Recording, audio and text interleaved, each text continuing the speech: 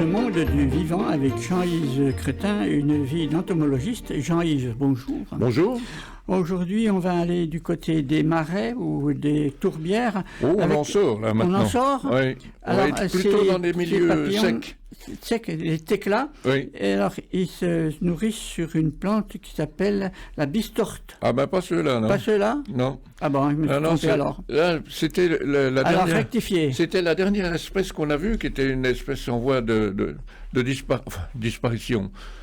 En tout cas, en Franche-Comté, elle est relativement menacée et qui vit, en effet, sur la bistorte. Donc, on est toujours chez les lycènes. Et le groupe des teclas, c'est un groupe de papillons dont une des caractéristiques, alors c'est toujours compliqué évidemment pour des gens qui ne sont pas entomologistes, mais une des caractéristiques, c'est d'avoir des petites queues aux ailes postérieures. Alors, je ne sais pas si la caméra, puisqu'il y a des gens qui ont la chance d'avoir une caméra, de nous voir en même temps qu'ils nous entendent. Hein, voilà donc à quoi ressemblent ces papillons. C'est des jolis petits papillons, 4 cm d'envergure, et aux ailes postérieures, des queues qui sont quelquefois cassées d'ailleurs. Hein. Cassées parce que quand le papillon est en position de repos, cette partie postérieure, ça fait comme s'il y avait des antennes. Ah oui. Et le prédateur... Oui, peut croire. Alors évidemment, on n'est pas à la place du prédateur. Hein, avec notre fil à papillon, on sait où est la tête et puis la queue, nous. Mais le prédateur potentiel peut se poser la question où est le devant et où est le derrière. Et donc, il saisit la région qui croit être la tête, et puis ça casse, ça se brise, et puis le papillon s'échappe. Donc, on a plusieurs espèces de ces teclas. Ils sont souvent brunâtres, avec des colorations relativement chaudes. Et il y en a qui vivent, on a 5 ou 6 espèces, peut-être 7 en Franche-Comté. Il y en a qui vivent, moi j'ai noté là, un tecla qui est du Boulot, sur le Chêne, un autre sur Lieuse, un autre sur les Pruneliers, et c'est un autre sur le Nerprin. Donc on a toute une séquence là où les chenilles se sont spécialisées sur soit des espèces, soit des familles végétales. Donc les chenilles de ces teclas sont souvent, comme presque tous les lycènes, des chenilles assez dodues, façon peut-être gros asticots, souvent aplatis dorso-ventralement.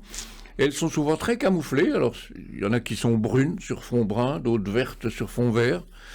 C'est un groupe assez homogène finalement. C'est des bestioles qui ont des fausses pattes? Alors, les chenilles ont 3 paires de vraies pattes au niveau du thorax, et puis une petite séquence de fausses pattes à l'arrière. Pas comme chez certaines chenilles dites de géométrie, d'où ça se voit bien, où il y a deux paires, les arpenteuses, où il y a 2 paires tout au bout de l'abdomen, et quand elles se déplacent en accordéon. Donc là, ces chenilles se déplacent en rampant sur le sol, comme la plupart des chenilles traditionnelles. Donc on a en Franche-Comté une assez belle diversité en teclas.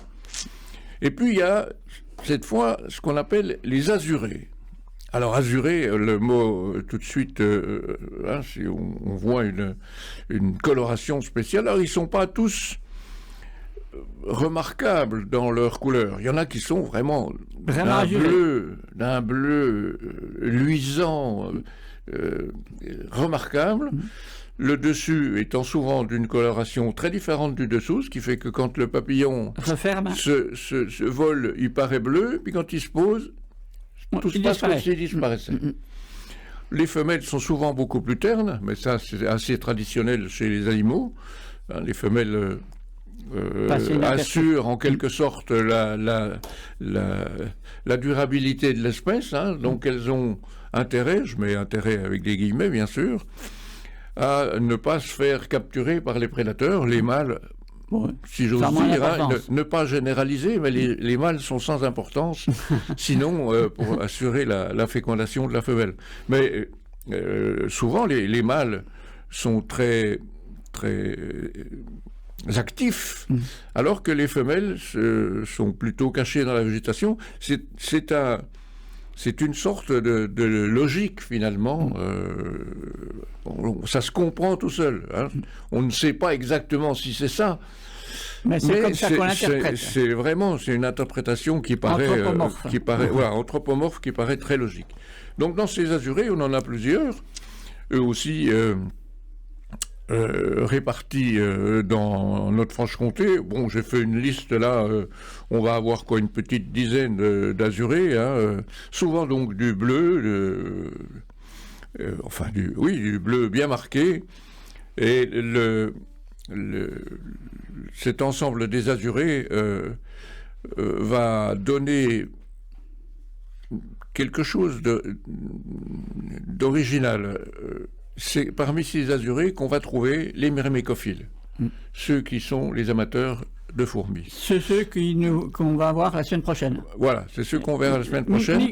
Myrmécophiles, c'est-à-dire myrmécophiles, ça veut dire amateurs avec les fourmis. De fourmis. Merci Jean-Yves.